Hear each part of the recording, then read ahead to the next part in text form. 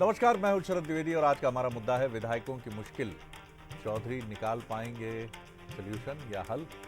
देखिए, पहले पूरा मसला है क्या कि कांग्रेस के नए प्रभारी मध्य प्रदेश के हरीश चौधरी साहब और किस तरह की मुश्किल है कांग्रेस के सामने, ये समझने के लिए ये रिपोर्ट देखते हैं और उसके बाद फिर डिबेट की तरफ चलें। मध्य प्रदेश कांग्रेस के नए चौधरी बनाए गए हरीश चौधरी ने पार्टी संगठन को मजबूत करने की कवायद शुरू कर दी है। दरअसल कांग्रेस भी अब बीजेपी की तरह जिला इकाई को मजबूत करने में जुटी है। उपाध्यक्ष, महामंत्री और सचिवों को जिलों का प्रभार।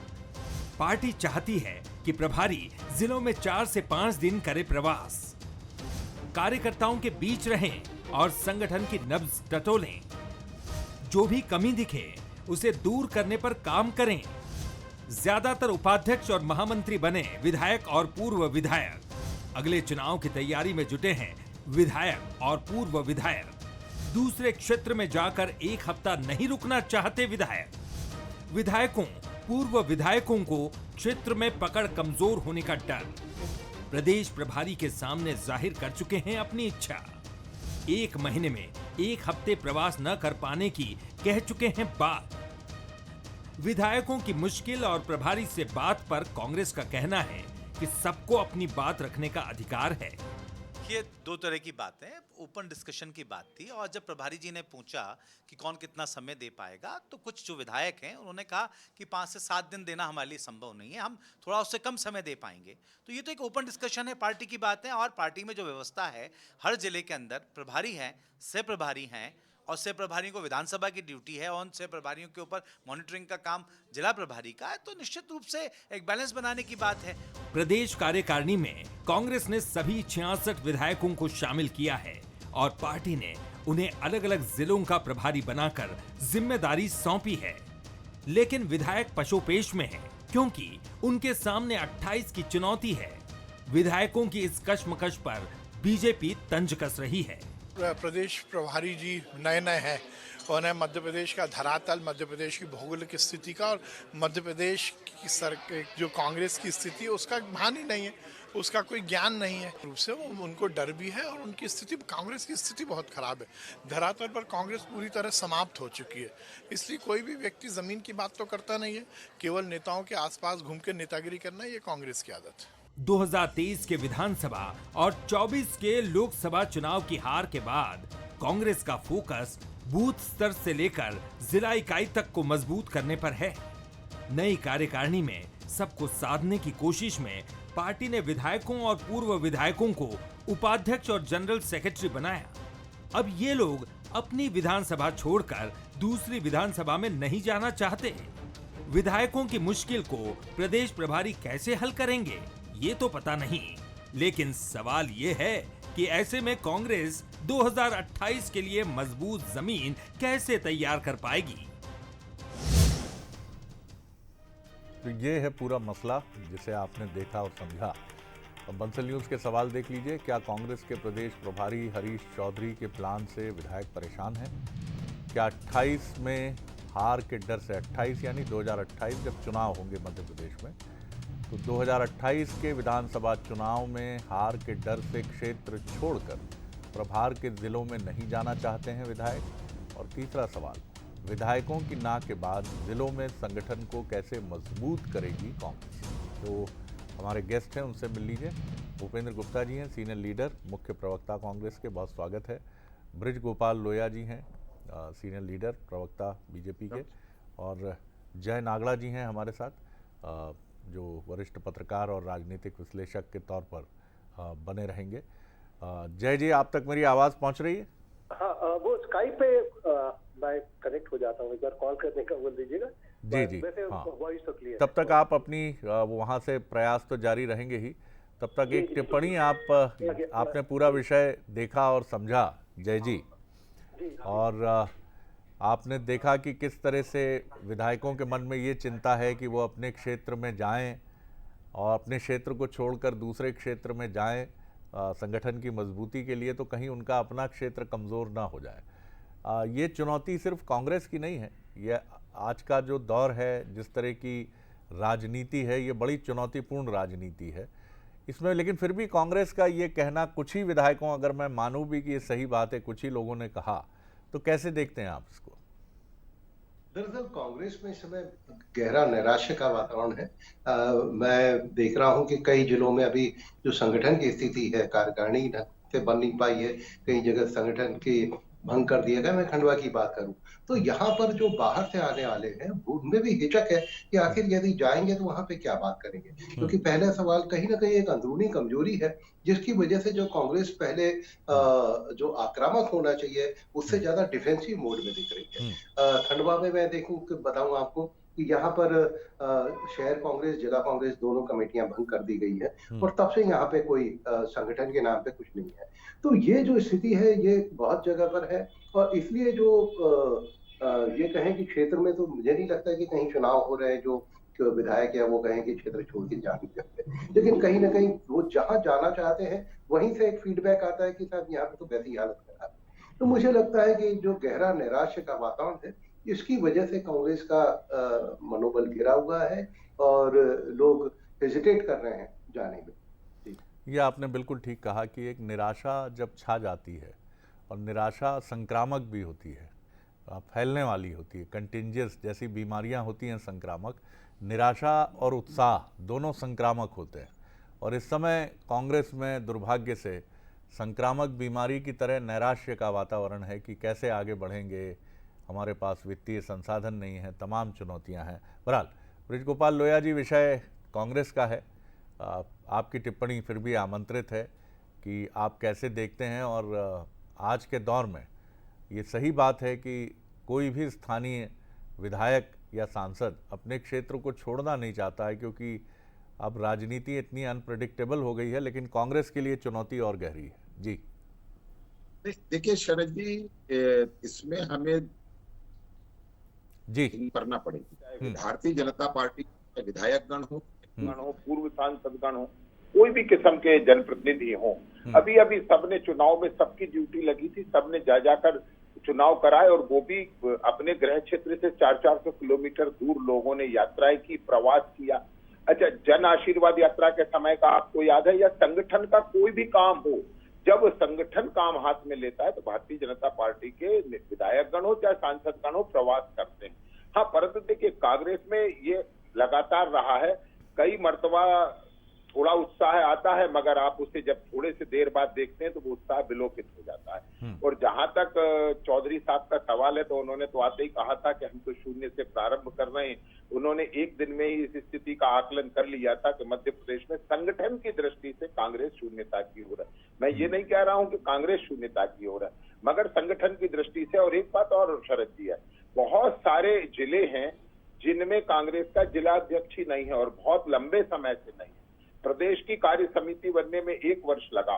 तो ये जो वातावरण है, इस वातावरण में ये बहुत गंभीर हो जाता है कि वहां आदमी जाकर संगठन की दृष्टि से क्या करेगा। और एक और बात है, जो मध्य प्रदेश में संगठन था वो संगठन या तो दिग्विजय सिंह के लोगों का था या कमलनाथ जी के लोगों का था। कांग्रेस के नाम पर संगठन नहीं है। और यही जो उहापोह की स्थिति है वो कांग्रेस के कार्यकर्ताओं को काम करने से रोकती है। और जो माननीय विधायक और सांसद गण है कांग्रेस के, जो पूर्व विधायक हैं, उनको एक शब्द बड़ा अटपटा है इस पूरी रिपोर्ट में जब आप देखेंगे कि वो अपना क्षेत्र नहीं छोड़ना चाहते, अपनी पार्टी उन्हें महत्वपूर्ण नहीं है, अपना क्षेत्र महत्वपूर्ण है। यानी ये मान लिया है उन्होंने कि ये क्षेत्र मेरा है। तो ये जो मेरा क्षेत्र मानने का भाव जब तक आपके मन में रहेगा, आप पार्टी के लिए तो काम कम से कम नहीं कर पाएंगे। निश्चित है आपको ये भाव छोड़ना पड़ेगा कि यदि पार्टी मजबूत रहेगी तो मैं भी अपने क्षेत्र में मजबूत रहूंगा, और यदि पार्टी सारे में कमजोर हो गई तो मेरे क्षेत्र में मजबूत होने का लाभ क्या होगा। तो ये जो कांग्रेस में नकारात्मकता की स्थिति है, मुझे लगता है इसके कारण लोग उसे इनकार करते हैं। भूपेंद्र जी, नागड़ा जी ने एक बात कही है नैराश्य को लेके, मैं उसी की चर्चा करना चाहता हूँ। ये नैराश्य जो है समय सापेक्ष होता है। मैं आज निराश हूँ, कल जो है उत्साह में भी हो सकता हूँ। और जो है चंद दिनों पीछे हम जाएंगे तो जो लोकसभा के परिणाम आए थे देश में, उसमें तो जो है मोदी जी का भी चेहरा उतरा हुआ था। ये जो निराशा है, ये निराशा जो है ये आती जाती रहती है। इसका कांग्रेस के मनोबल से कोई लेना देना नहीं।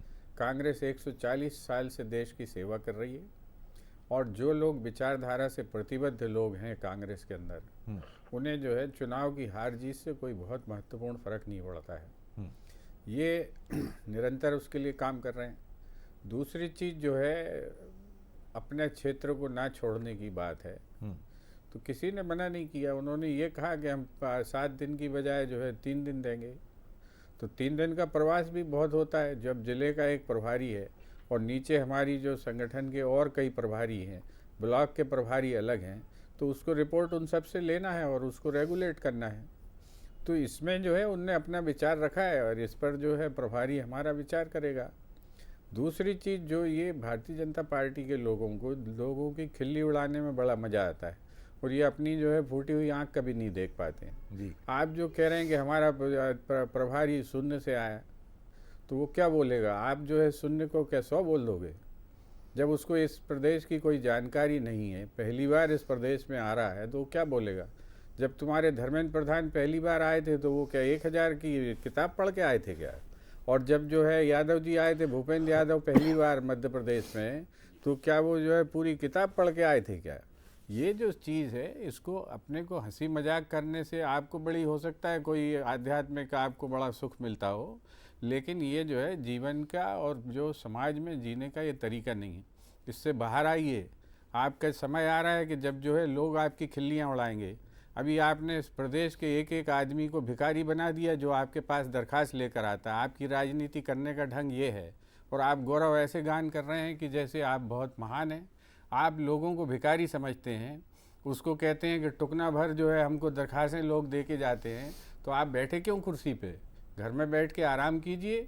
ईश्वर की दया से आपने इतना कमा लिया है कि अब आप जो है सोइए वहाँ पे घर पे जाके। क्यों ये सेवा का ढोंग करते हैं? ये जो समस्या है उसकी तरफ भी ध्यान दीजिए। जो गवर्नेंस का आपका सिस्टम है उस पर जो है इतना इतराइए मत। ये जो है पूरी दुनिया जान चुकी है कि मशीनों के रास्ते से आपने जो कब्जे किए हैं ये निरंतर नहीं रहेंगे। ये कब्जे जनता उल्टा देगी। जनता अभी जाग रही है और जनता नहीं, अब तो पूरी दुनिया जाग रही है आपके कारनामों पे। अब तो आपके प्रिय दोस्त तक जाग रहे हैं, ट्रंप साहब। तो ये जो चीज़ें हैं इनको ज़रा समझिए और किसी की हंसी उड़ाने की बजाय आप अपना संभालिए। हम अपना संभाल रहे हैं। लोया जी बोल लीजिए जल्दी संक्षेप में, फिर मैं नागड़ा जी की तो तरफ। बड़ी छोटी सी बात कहनी है। भूपेंद्र जी स्वयं कह रहे हैं, जो अपने प्रश्न को खुद कह रहे हैं कि देखिए, अभी कह रहे थे कि पेटियों के मशीनों के माध्यम से जीते हम लोग हैं। वो खुद ही अभी कह रहे थे कि जून में जो परिणाम आया था उससे हमें निराशा थी। समझ ये नहीं आ पाता है कि हम संगठन पर काम करते हैं। और एक और बात आदरणीय भूपेंद्र जी, बड़ी जिम्मेवारी से कहता हूँ, डॉक्टर महेंद्र सिंह जी हमारे मध्य प्रदेश के अभी प्रभारी हैं। मध्य प्रदेश की किसी भी विधानसभा में मंडल स्तर तक की जानकारी मौखिक आप उनसे कभी भी ले सकते हैं। ये जो भारतीय जनता पार्टी के संगठन का ढांचा है और काम करने की जो ललक है वो ये सब प्रदान करती है और इसको स्वीकार करना चाहिए। और आपके कई नेता, चाहे वो दिग्विजय सिंह जी हो चाहे कमलनाथ जी हो, कई बार कह चुके हैं कि संगठन के मामले में हमें बहुत कुछ भारतीय जनता पार्टी से सीखने की आवश्यकता है।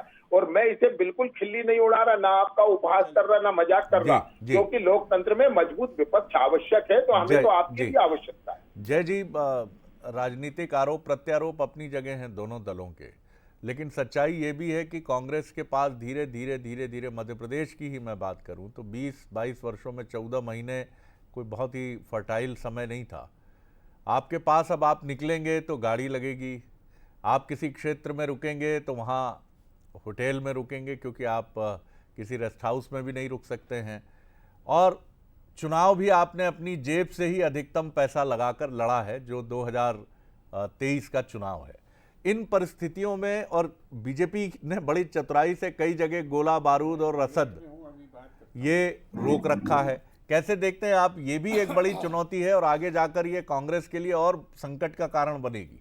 जी शरद जी, इस बात से सहमत हूँ कि साधनों की कमी तो है कांग्रेस के पास में, लेकिन बात यह है कि देखिए मैं ना बीजेपी का समर्थक हूँ ना कोई कांग्रेस का। बहुत तटस्थ होकर जो ब्रज गोपाल जी ने बात कही है, मैं इस बात से सहमत हूँ कि संगठन के स्तर पे बीजेपी ने अपने संगठन को बहुत मजबूत किया है और कार्यकर्ता और संसाधन उसके लिए एक अतिरिक्त लाभ का। आप ये देखें, लंबे समय तक स्ट्रगल बीजेपी ने किया, वो चने फुटाने वाली पार्टी, ये बात और है कि वो चने फुटाने वाले साइकिल से अब स्कॉर्पियो में और बड़ी गाड़ियों में, इनोवा में घूम रहे हैं। लेकिन संघर्ष से ही कहीं ना कहीं बदलाव आया। तो मुझे लगता है कि एक संघर्ष की जो तातीर है विपक्ष में, जिस तरह आक्रामक होने की, वो कहीं कहीं कमी कांग्रेस में है। और जहां तक संगठन की बात है, इसमें कोई न हंसी उड़ाने की बात है। ये बात भूपेंद्र जी, मैं बहुत विनम्रता से कह रहा हूँ कि मुझे अच्छे से याद है कि राजीव गांधी जी ने कांग्रेस को कैडर बेस बनाने की बात कही थी। सेवा दल को उसी रूप में उन्होंने डेवलप करने की बात कही थी जिस तरह से बीजेपी का सेवा आरएसएस है।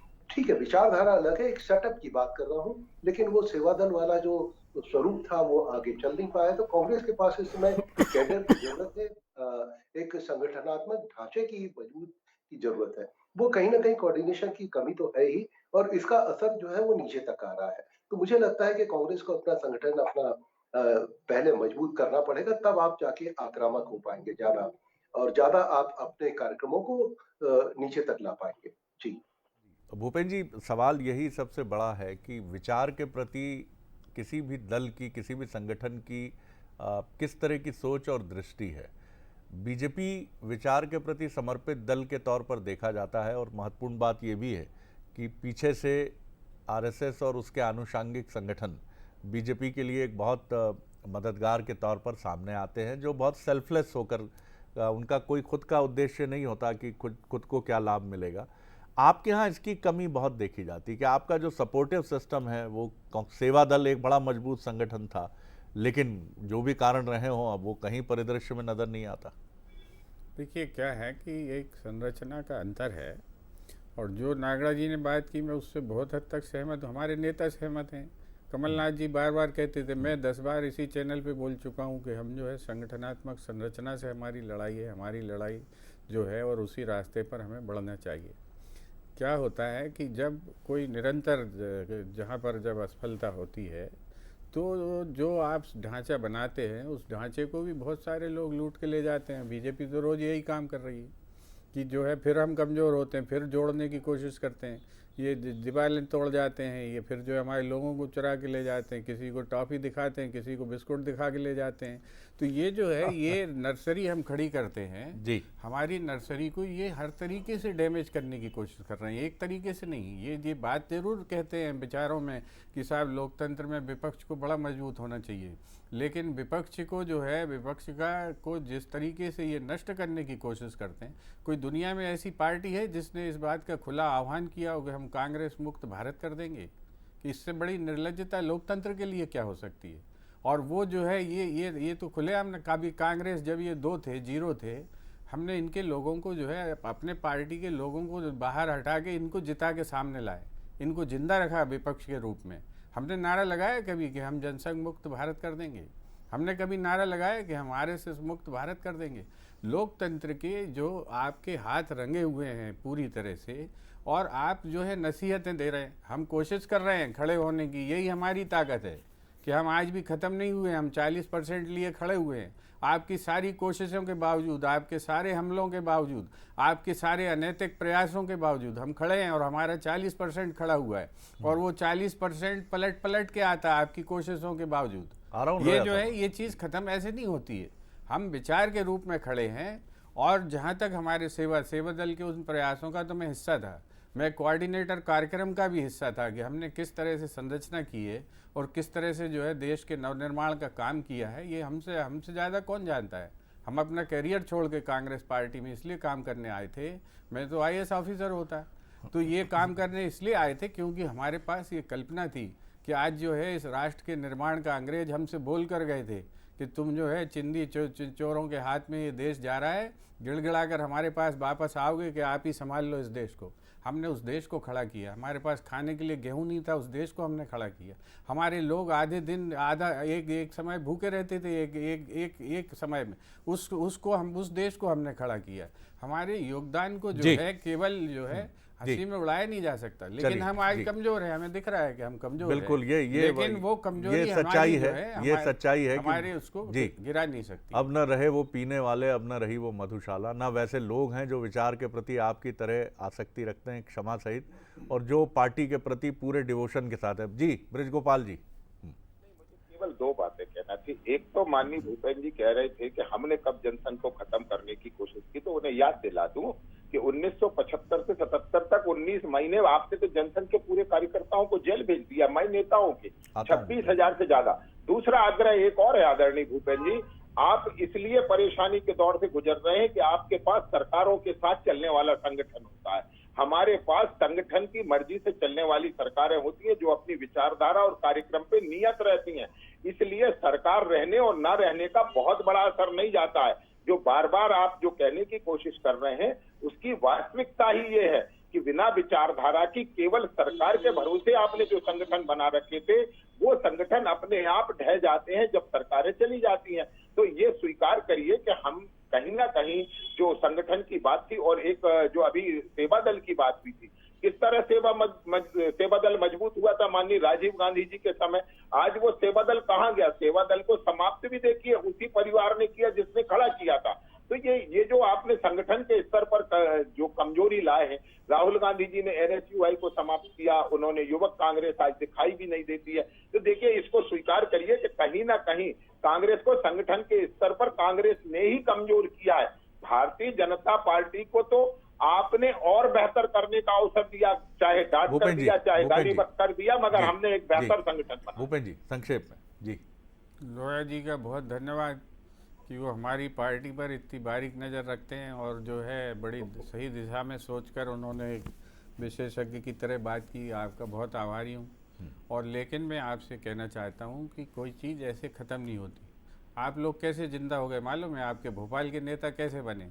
अगर हम एक चुनाव नगर निगम का फ्री फॉर ऑल नहीं कराते तो आपके आधे नेता जो है घर में घुसे होते। अभी ये नेता उससे बन गए फ्री फॉर ऑल से। हमने गलतियाँ की हैं, ये गलतियाँ हमें मालूम है और उन्हीं गलतियों से जो है आप बहुत से लोगों को पानी मिल गया और वो जो लहला गए उनके अंदर बीज लड़े नहीं थे। बीच में बोल रहा हूँ श्रीपाल आपने किया नहीं था। बात तो श्रीपाल आपको इसलिए करना पड़ा था कि नेताओं में इतनी लड़ाई थी, इतनी लड़ाई थी कि आप टिकट मांगने में सक्षम नहीं थे, इसलिए आप भाई मेरे विचलित क्यों हो गए? मैं तो आपके कसीदे पढ़ रहा हूँ, मैं तो आपकी बात को आगे बढ़ा रहा हूँ, तारीफ कर रहा हूँ और आप विचलित हो रहे हैं। करना पड़ा। आप उनसे उन लोगों से पूछना जो नेता हैं आज भोपाल में, वो खुद ही बताएंगे कि वो फ्री फॉर ऑल की उपज है। चलिए अब ये कांग्रेस ने गलतियां की हैं, इन गलतियों को हम महसूस करते हैं और इन गलतियों को हम सुधारना पड़ेगा।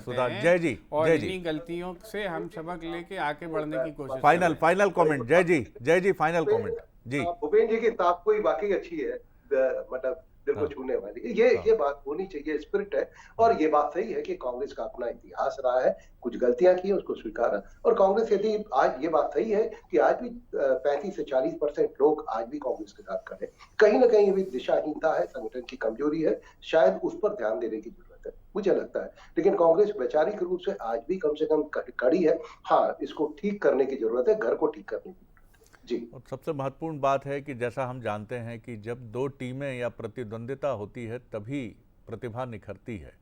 ये बीजेपी के लिए भी एक चुनौती है कि एक मजबूत विपक्षी दल उसे, क्योंकि उसने उस मजबूत कांग्रेस से लड़ाई लड़ी है जिसने 40 साल देश में अलग अलग राज्यों में और केंद्र में अपनी सरकार कायम रखी है। और यही सुख है आज बीजेपी के पास कि उसने उस मजबूत कांग्रेस को, जो 2014 तक 10 साल फिर एक टेन्योर उसने बहुत ज़बरदस्त किया, और उस कांग्रेस को पीछे छोड़कर बीजेपी आगे बढ़ी है।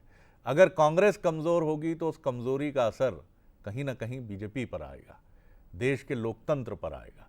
इसलिए ये बहुत ज़रूरी है कि कांग्रेस मजबूत रहे, लेकिन इसमें बीजेपी की भूमिका से अधिक कांग्रेस की अपनी भूमिका है कि आप अपने सिद्धांतों को, अपने विचारों को लेकर आगे बढ़ें, क्योंकि चीज़ें बदलती हैं, लेकिन आप अपनी उम्मीद ना छोड़ें, अपने लोभ और लालच पर नियंत्रण रखें और पिघल ना जाएं।